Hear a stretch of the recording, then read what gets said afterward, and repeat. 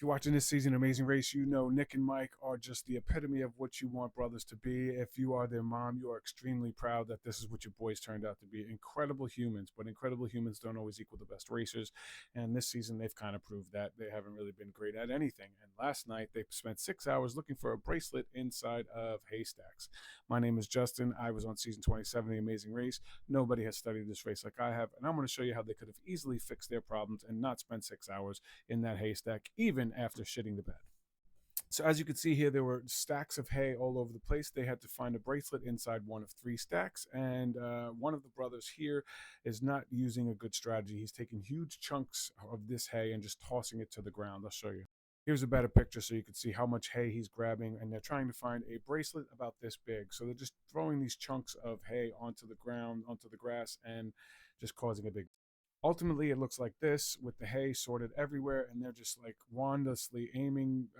aimlessly wandering through this hay, kicking it around, looking for this little brass bracelet. And at this point, they just have no idea what's going on.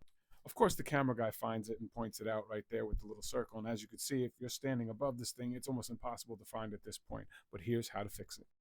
They spent 6 hours searching through that hay when all they had to do was take all of the hay that they threw onto the ground and stack it back up into the original pile.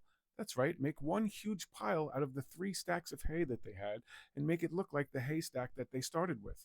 And then slowly and methodically go through it, looking through with handfuls, just a handful at a time, handful at a time. And that would have taken at least 3 hours less than what they have done right there. And that's how you could easily fix that issue. And they would have easily stayed into the race.